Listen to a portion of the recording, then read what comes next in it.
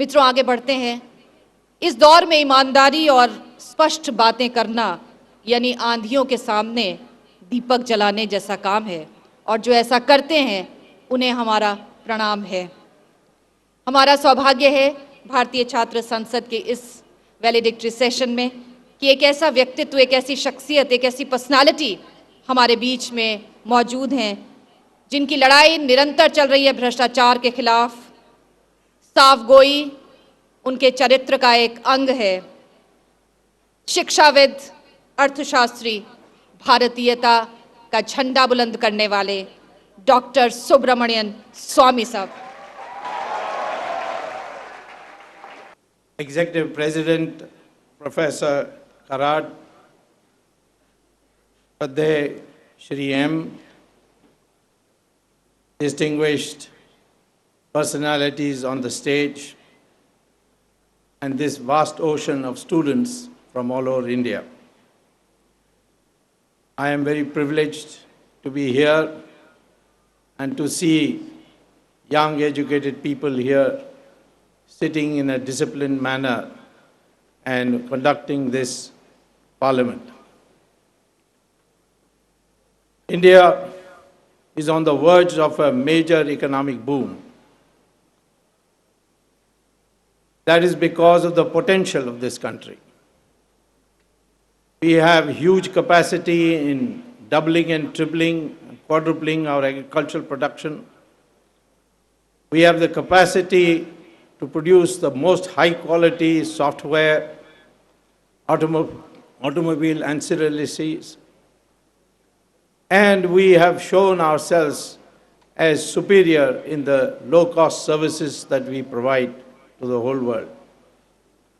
But most of all, our youngsters, those below the age of 35 today, make up 70% of our population. The average age of an Indian today is only 26. Average age of a Chinese is 36. Average age of an American is 37. Average age of a European is 46. Average age of a Japanese is 50. They are fast becoming old population. And for at least another 60 years, India shall remain a young country. That is our strength today. But we want our young people to become not only educated, but to go into the field of innovation. Find substitutes which are binding us today. Substitute oil from Arab countries with hydrogen fuel cells. Find new ways of using alternative energies. We want young people to come into politics and help clean up, learn from the experience of those who are already been in politics. We in this country do not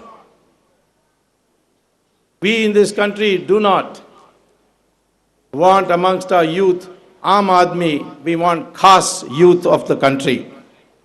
Those who specialize, who can come into the arena of politics and give a new direction. How do we proceed?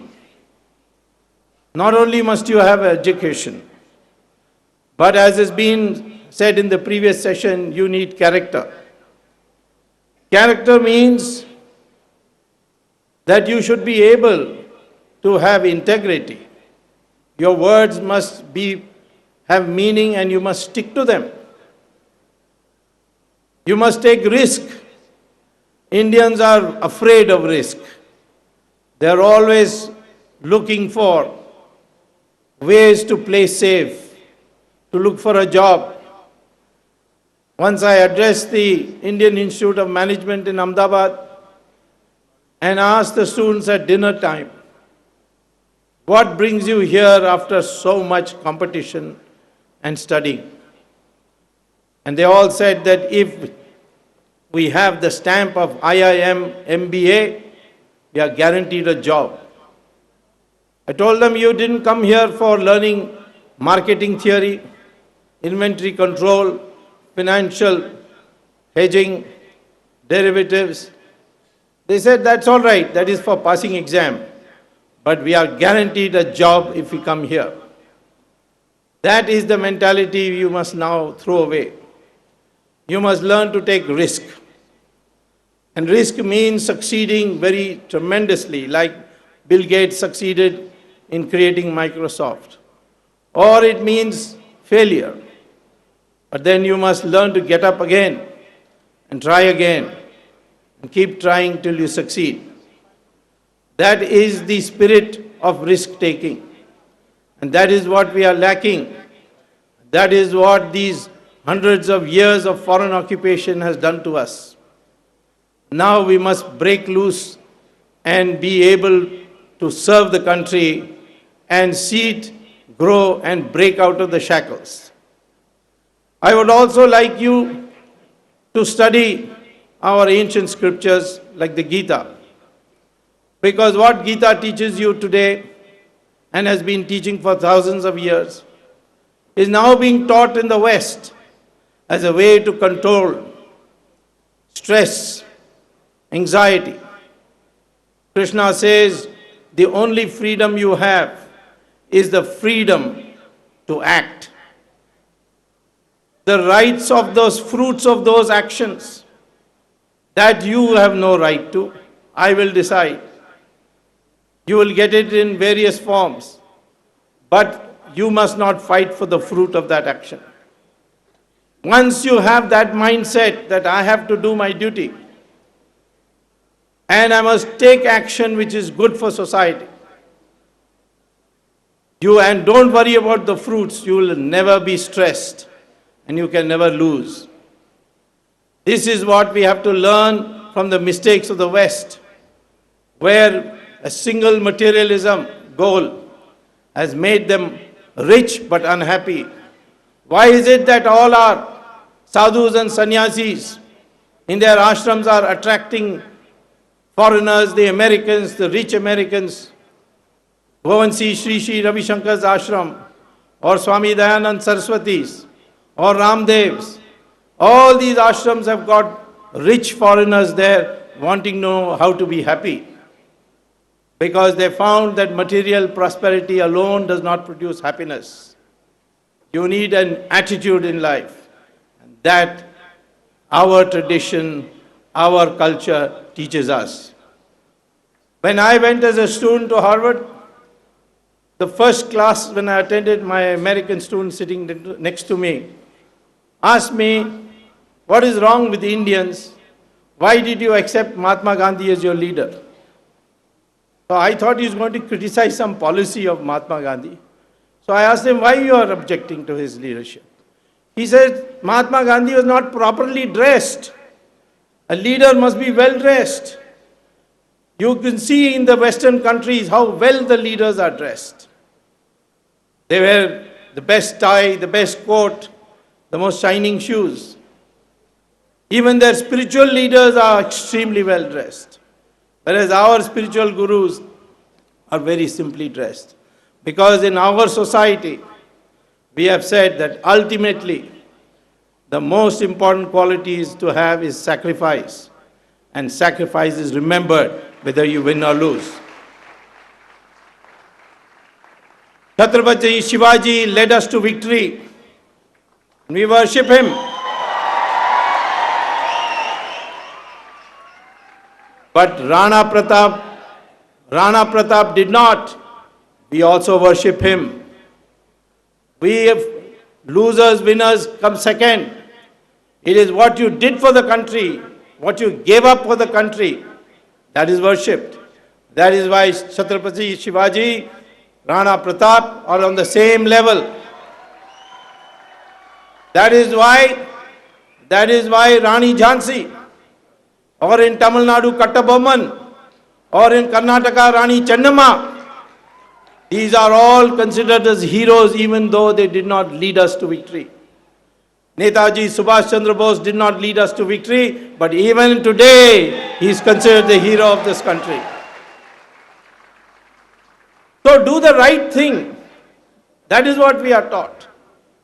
And because of that, today, we are still the ancient civilization we were thousands of years ago. In Iran, the Zoroastrians had a civilization. They were attacked and captured by the Islamic forces. Within 15 years, Iran became 100% Muslim. Same thing it happened in Mesopotamia and Babylon, which is now known as Iraq. In 17 years after capture, they became 100% Muslim. Egypt in 21 years became 100% Muslim. Europe in 50 years became 100% Christian. But this country, 800 years of Islamic rule and 200 years of Christian rule, India is still 80% Hindu.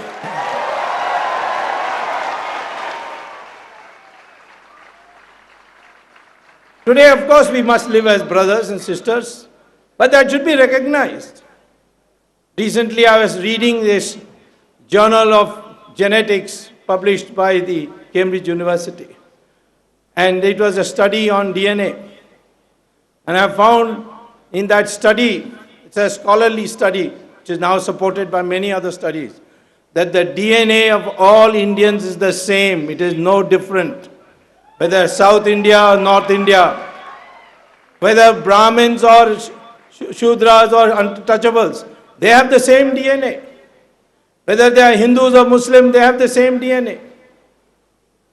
The British divided us into this artificial, bogus category of Aryans and Dravidians. It has no support in modern science today. So today from onwards, our youth should regard ourselves as Indians first and everything else afterwards.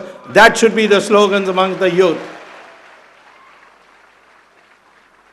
And you must therefore acquire those skills which make our country great. We have enough potential. What is needed is new leadership.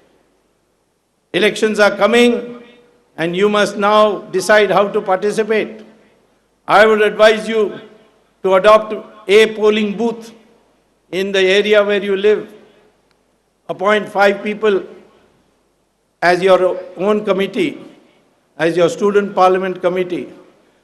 Get hold of the polling voters list and go to every house. How many polling booths are there in a parliament constituency? 1,500.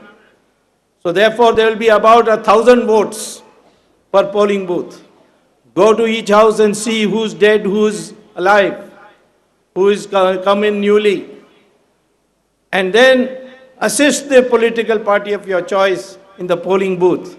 When a man comes impersonating a dead man, you should be able to say, hey, how come you're alive? You're supposed to be dead according to the records of the election commission.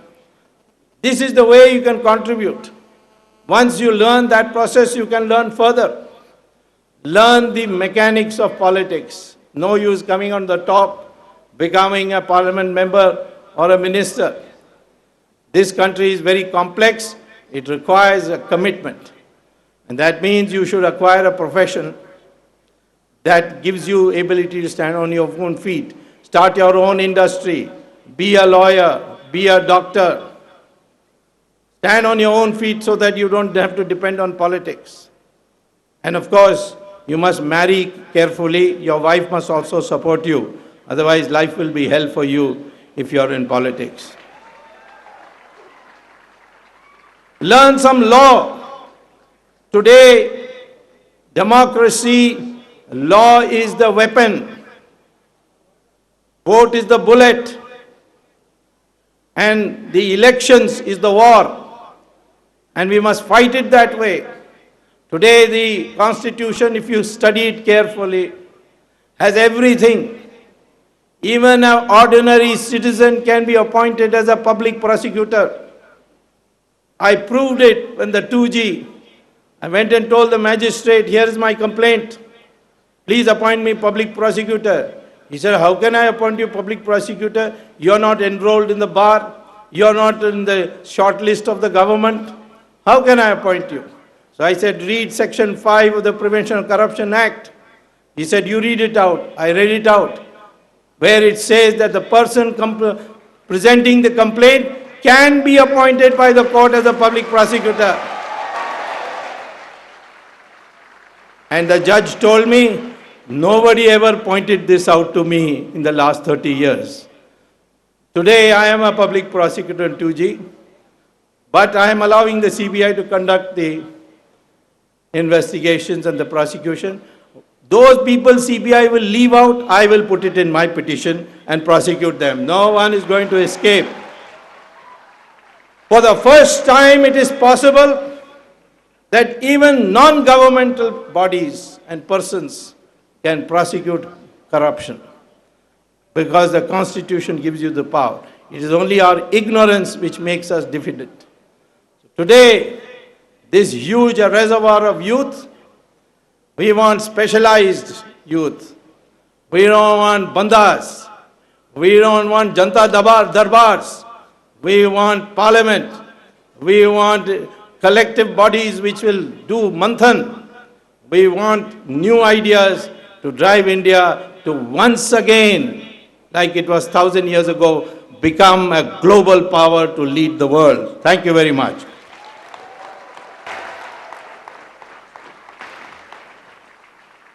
बहुत बहुत शुक्रिया सुब्रमण्यन स्वामी जी, आपके विचारों को हम लोगों ने सुना, बहुत बहुत धन्यवाद।